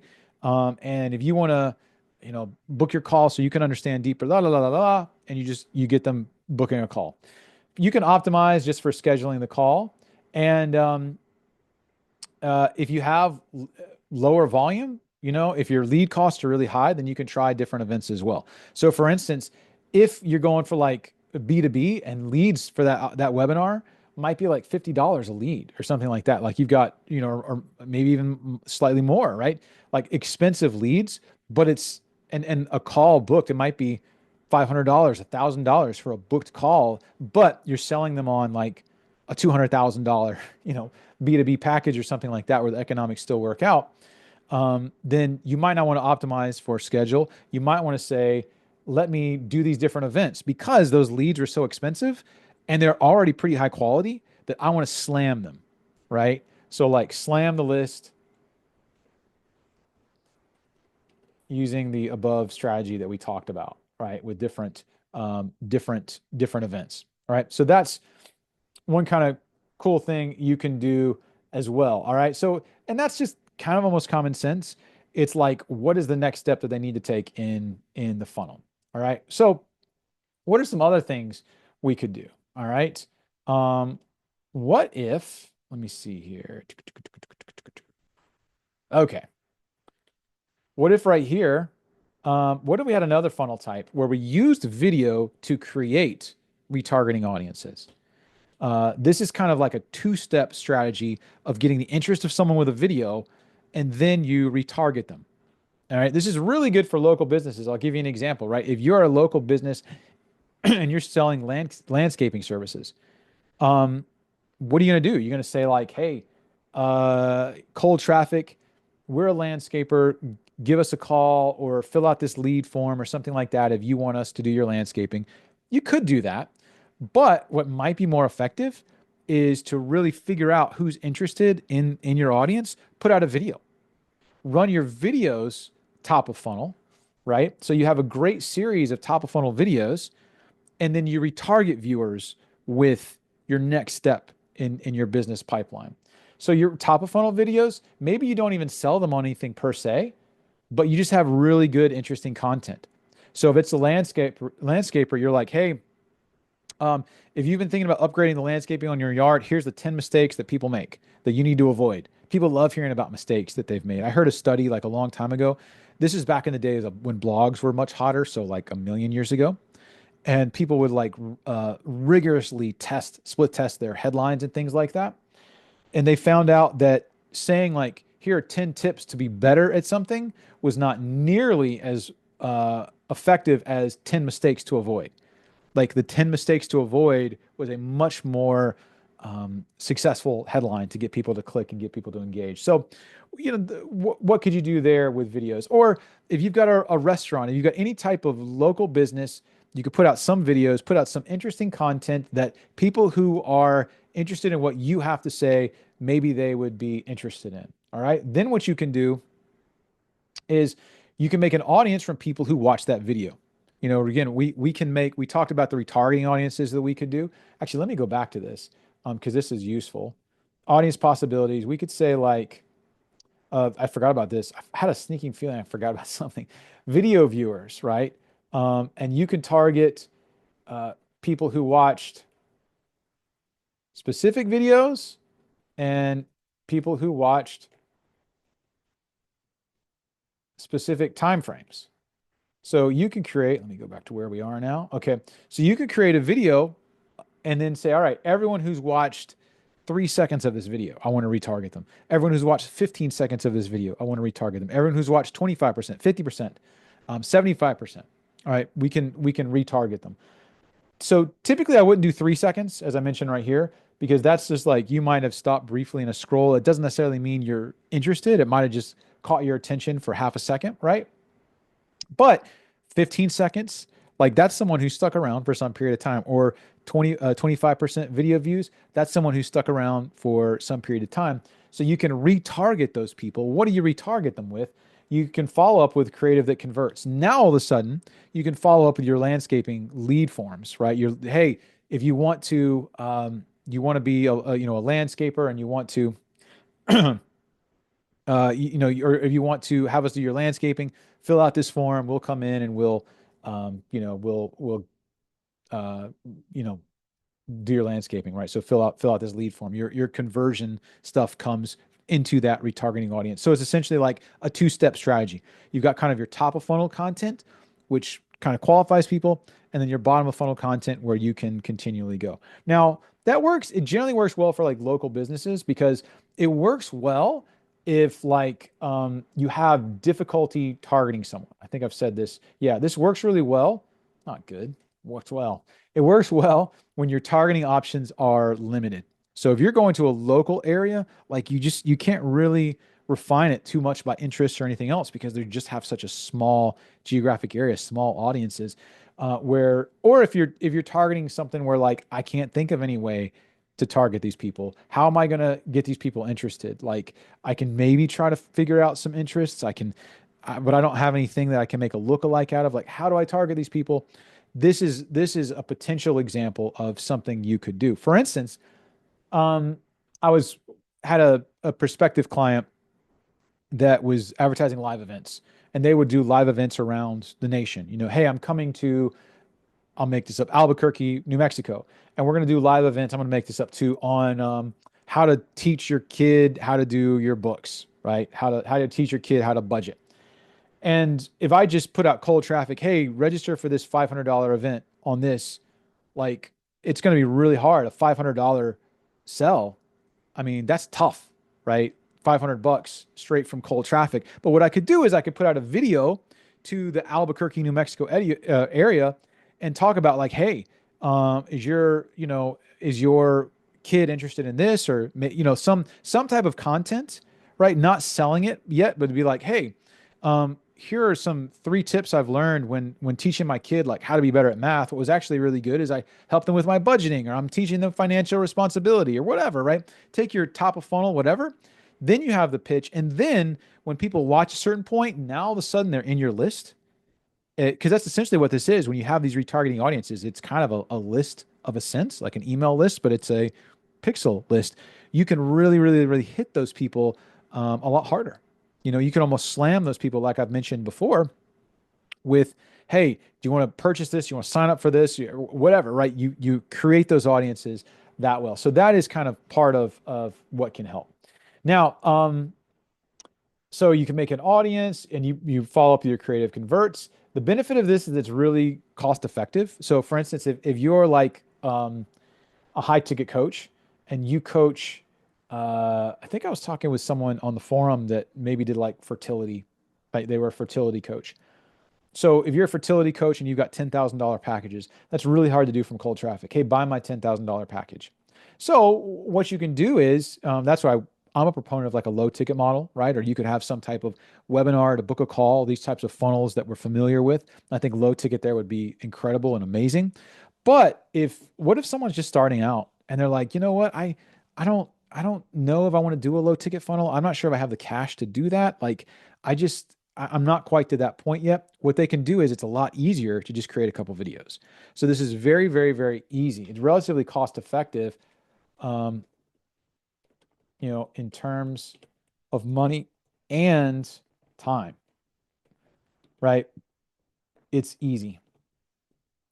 It's, easier to implement than low ticket, although, not as powerful in my opinion. And it's just not super scalable. You can spend a couple dollars a day, $10, $20 a day, keep this humming, put out these top of funnel videos. Anyone who's interested in to a certain length, like 15 seconds, you can then put them in your audience where you're continually putting stuff in front of them. And we'll get to that. That kind of leads us right into kind of the next type of funnel that we can talk about with retargeting is what if you want to stay top of mind to, I'll just say prospects, not necessarily visitors, but to prospects, right? So let's just say maybe you've been in this scenario, so possible scenario, you're curious about this one expert, John Doe, he's absolutely amazing at underwater basket weaving. So maybe you download his free ebook or you watch a video of his, you go to his website. And have you ever seen all of a sudden you start seeing a ton of content from him around, right? Not just, hey, buy my stuff, buy my stuff, buy my stuff, but now all of a sudden you're seeing like a 30-minute video on Facebook that's all about like, let me teach you everything about underwater basket weaving. You start to see a post that he shared about his keynote speaking gig at the underwater basket weaving convention in Idaho, right? Like you start to see all of these pieces around that enhance that person's credibility, that back up their authority, and kind of have this idea of making this person like universal, like making this person everywhere you go, they are there. You are making them in a sense into a celebrity, right? And the way you can do that is by retargeting. Anytime they enter your ecosystem, whether it's watching a video, website views, something like this, you can have a lot of these assets that you get in front of them, right? So, here's how you do that. Have an audience of people who enter your, world. Website visitors. This could be page engagers, video watchers, right? Something like that. And you may want to, well, so there's two different ways you could do it. I'll get to this. I'll specify that in a minute. All right. So you could have all that funnel, and now you just create a bunch of ad sets with, celebrity content. And the reason you create separate ad sets is so you can portion out budget. Don't use CBO. All right. What we want to do is we want to say this ad set's maybe $2 and this one's $2 and this one's $2 and this one's $2 so that each one of these ads gets that $2 of spend so that you get someone that is getting a bunch of different ads from you instead of the same one over and over and over and over and over again, right? Because that's what happened. If you put all the ads in the same ad set, all of your budget may just go to like one ad that everyone sees again and again and again. We don't want that. We want to purposely divide up our budget so that someone sees this 20-minute explainer video, this social proof post over here, this picture of me with my family, at our vacation, and all this content mixed in that they're seeing because you spread out the budget over these ad sets. All right. So what you can do for your creative is you can make creative a mixture, and you can make it like authority content. If you've ever put out a blog post or a YouTube video or any other type, you've given a talk and people's jaws just drop. Like you think, okay, this is like really good content. Let me put this on autopilot on Facebook to where people are going to continue to see this. And then you could do, personal interest stuff. So it could be like, here's a picture of my family, right? Or here's us. We had our team get together last week, and so here's the team we had a team contest for a talent show, and Cheryl won the dance contest or whatever, right? Like it's not just, hey, business, business, business, but they get to know you as a person. Could be something interesting as well. And then like any sort of social proof or credibility, right? So this is you speaking from the stage. If this is you, uh, you've got like a post that has tons and tons of likes and shares and everything else on it. Well, you can use that content in here. But it's basically just like, what can you do to be this type of authority? All right. Now, there are kind of two ways that you can go down. One is like, I just want to be top of mind for people. And then you want to target maybe more people who have engaged with you, people who have visited your website, right? You want to like stay in front of them to where you just stay top of mind.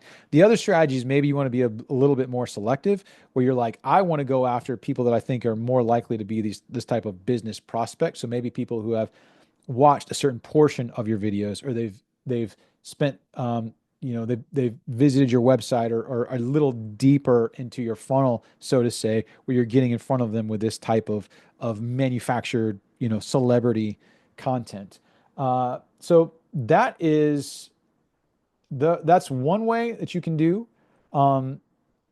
retargeting, and is this kind of strategy. And I think it's just not scalable, as I mentioned before, but it's good for like high ticket stuff, just to stay in front of people where you're like, you could spend $20, $25 a day, and it's just not that big of a deal.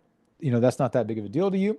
It can be super helpful. Now, look, is it going to necessarily be attributable that, yes, people seeing me with these repeated posts led to this? Not necessarily. It's more of like an awareness. It is kind of like personal branding in a sense, or business branding in a sense, right? So it may not be totally attributable, but it's like a very small amount of money, and it might be worth doing. And particularly if it's like all you do for a lot of, if you don't have a funnel, like it just may be all that you do is to stay in front of people this way, just because it's easy and it's simple, and it's not that time consuming. Now, one final thing we could talk about here with retargeting is post-purchase retargeting. Now, what are some examples where we may want to do some post-purchase retargeting? Retargeting is not always about getting the purchase. Sometimes it's about what we do after the purchase. You could have post-purchase surveys. You could get testimonials. I know a lot of people have done this, right? And a lot of times, like I mentioned these, but I think email is probably a better vehicle for that. But it is a possibility. I have worked with one client where testimonials were our most successful ad, and we just we needed a bunch of testimonials and before and afters of the product, before being used and after being used. And they of course hit their email list, but we also ran Facebook ads. And I think they gave like some bonus, like we'll give you some free product if you send us a testimonial. So things like that you can do on Facebook. When their supply runs out, so if they purchase a 30-day supply of something, then all of a sudden you can retarget them right around the 30-day mark and say, hey, do you want to reorder again? Something like that. And then you can run a lot of your main top of funnel ads, your cold traffic ads. You can run those for engagement. So I've done this to one particular client where a lot of our demographic was older, and they were very skeptical because like older demographics have just been scammed a lot on Facebook. They're not as good at picking up on scams and stuff on Facebook. Plus the product, they were like, does this product really work? But when we would run a lot of our successful top of funnel ads, we would run to purchasers, and we would run it as an engagement campaign.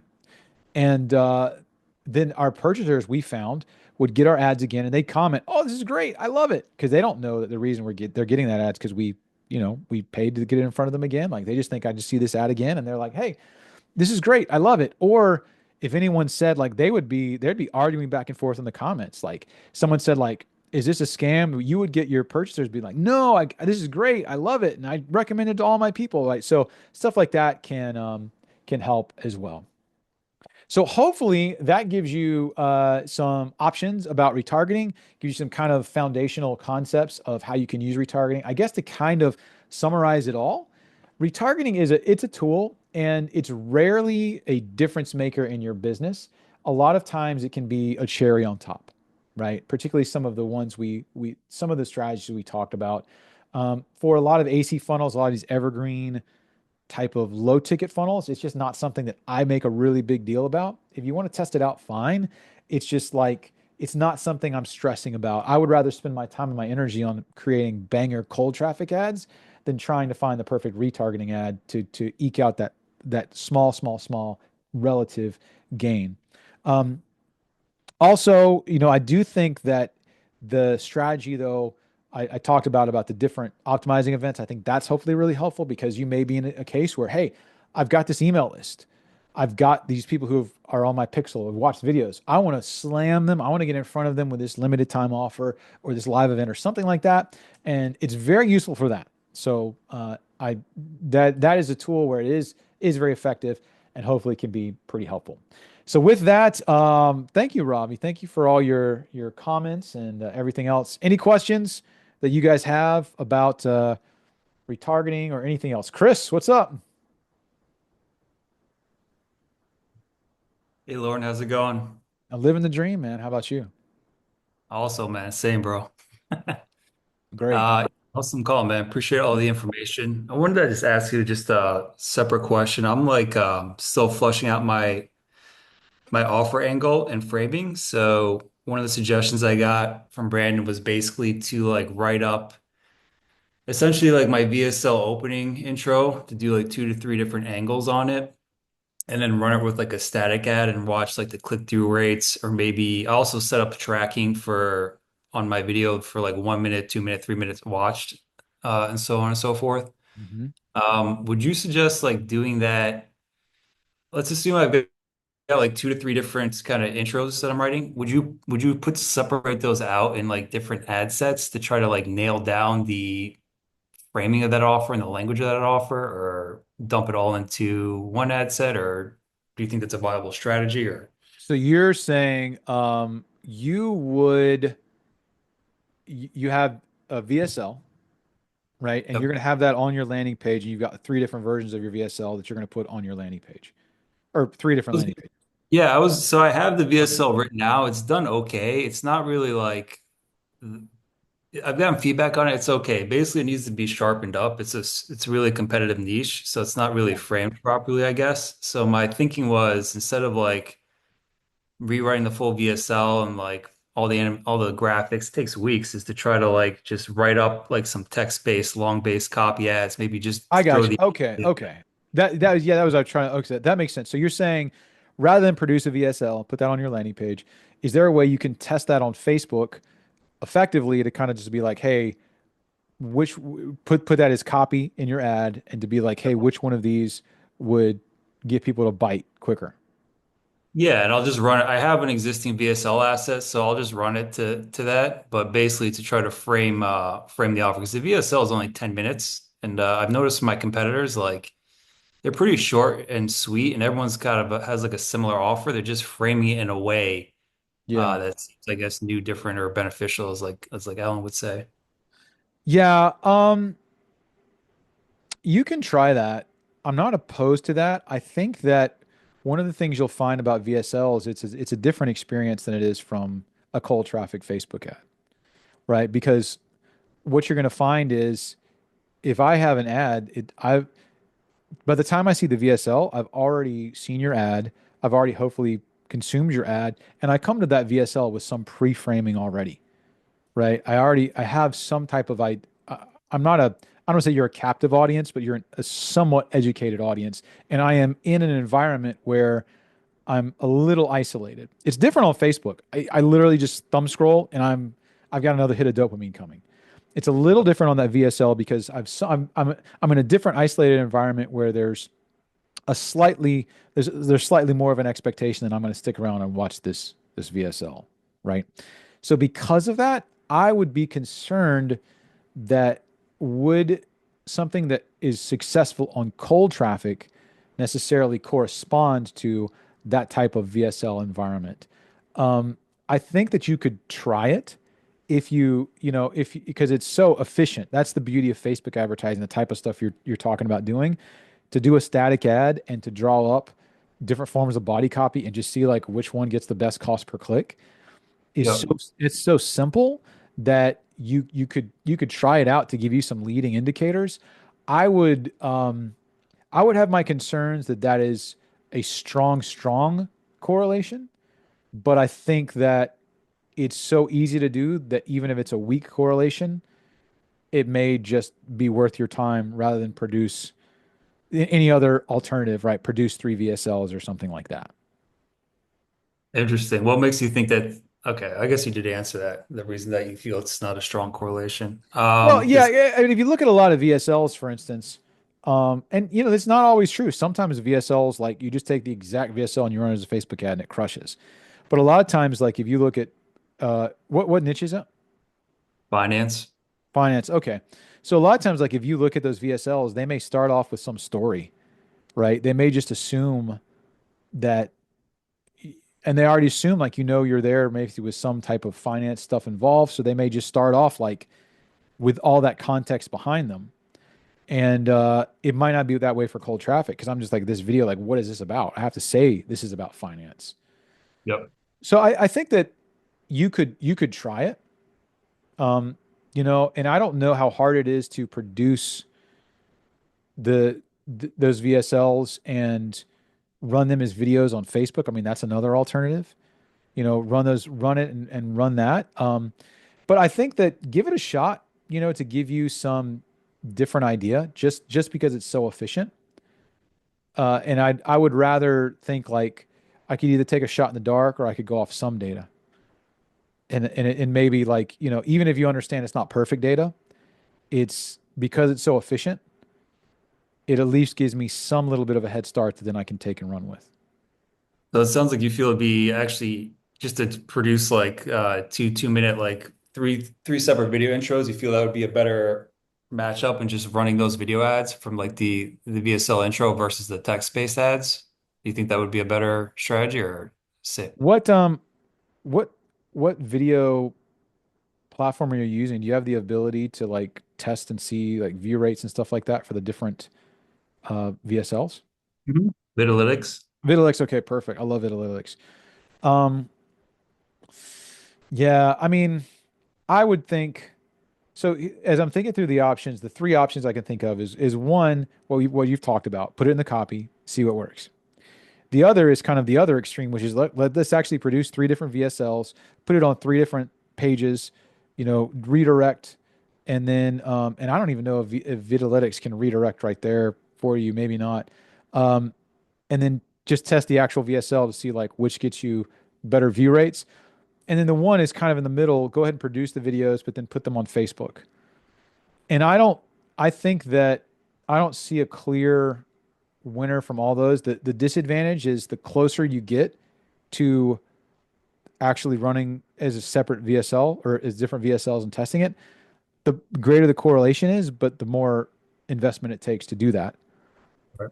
And then the further other side you go, with the less efficient, the less correlation there would be. So it's kind of a gut instinct, like what to you feels like a bigger pain, like the pain of implementation or the pain of having loosely correlated data. And that's an honest question. What would you say? I would say just because we've launched so many videos at this point, I really don't want to film another video. So it Yeah, would be it would there you be go. just text based. Yeah, there you go. I can launch that in the next day or two. Yeah, And then then yeah. So then go that route. and would you do that in separate ad sets then? I guess that's my last question. Or you just dump them all and just let Facebook allocate the budget?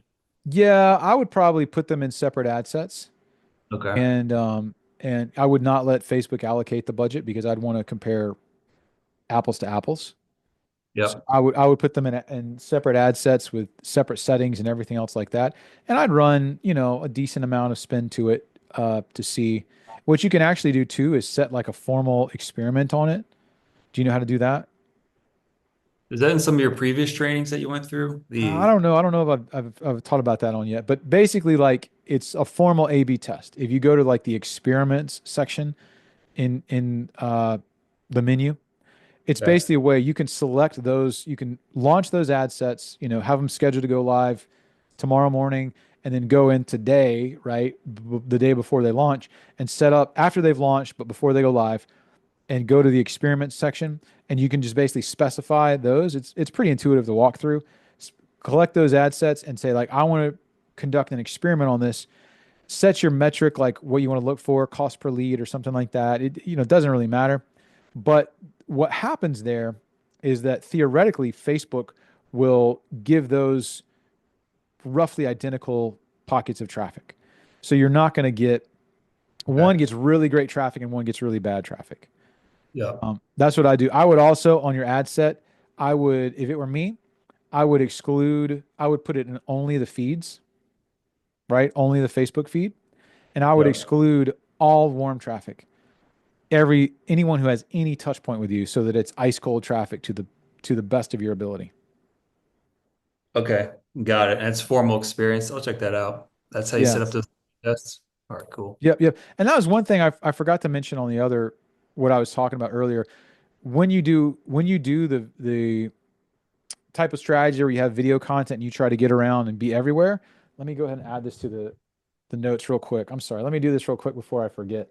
Um, we want to, yeah, let me see here. Just real quick. Uh, Make sure to go to good placements, not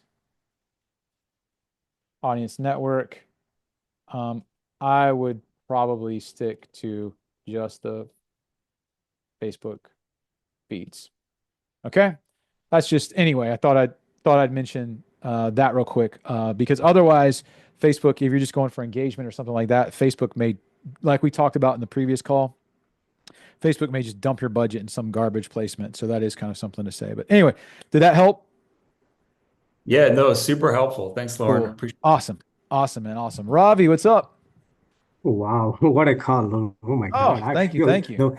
I was like, your whole call, I will be in one breath, I guess. I won't be even exhaling it because I want to absorb it fully. Ah, It's perfect. Thank you. Thank you. Thank you. such a great call. I mean, like every call, every one of your call, like, it blows your mind and then expands the reach of the knowledge so much beyond Mm. like it, every call you blow it away. I mean, I don't know how you do Oh, it. well, thank you. It's just like, these scenarios are like so spaced out and in between and cover the, like you said, retargeting is a tool. A tool is as good as better is a tool how to know you use it and when to use it and how to use it. And these scenarios really covered all different spectrum of the use cases, not just Yeah. one scenario or two scenario. It just I was looking at, Alan did a call on who and the what, and then the last scenario described, when for the first 2 years or sometimes, people, start with the what, and then if they want to get into the who part of it, and then that's where you get into that, introducing them personally and then making it as a branding, all these things. This like I was like, this is how the brands expands. This is how, like, that's a use case for that particular tool. And then in another scenario where he explained about, in parts they are this, but when they get aggregated, it becomes much more bigger than that. It's like that's the power. This is the best demonstration of the power of algorithms. That's the power of algorithm. The algorithmic when the machines learn and everybody talks about machine learning everything, but how does really the machines learn? How is the sum better than the parts? That is the that's a classic example of algorithm learning. I mean, and then the using the testimonials as an objection for that retargeting, that was just for that optimization technique was mind blowing. I was like, Oh, I love it. these are all like, I was wow, wow, wow. It's just mind blowing call. I mean, I Well, love it. good. I got a Ravi wow. So my Oh day, yeah, best part of my multiple day, was. best part of my day, getting a Ravi wow. Well, No, thank it, you. Thank it you, it Ravi. is so good. It's so good. I mean, everybody should watch this. And then the other one example where you mentioned it was just the logical bomb and the story bomb you mentioned. I was like, wow, Yeah. anybody has not watched that story bomb call and the story intro call, those are like amazing calls. Yeah. Well, that's Thanks, cool. Laura. Oh, Appreciate it. no. Thank you. Thank you. All right. So if anyone has any final questions, we'll get to you here in a minute. Go ahead and chime in. Some quick housekeeping notes. I should have mentioned this at the beginning. Alan has his reading offers call tomorrow, and then I will be doing reading offers next week. I go the week after Alan, so I will be doing it 1 week from today, and then we'll do 1 week later will be Kevin, and then 1 week later is going to be Charles, and then 1 week later after that's Brandon. We'll advertise that and make sure you guys know. But yep, cool. So I don't see any other questions. So awesome. So hit us up in the forums. We're really hoping to expand that, and it's such a great avenue for answering questions. We'll be checking that a lot. So hit us up in the forums if you have any questions. Alan's reading offers call will be amazing as always. And then my reading offers call will be the week after that. So stay tuned to Discord, stay tuned to the forums. And thank you all for your questions and your attention. Again, we're here for you. In the forums and Discord, if there's anything you need, and you have a good one. God bless.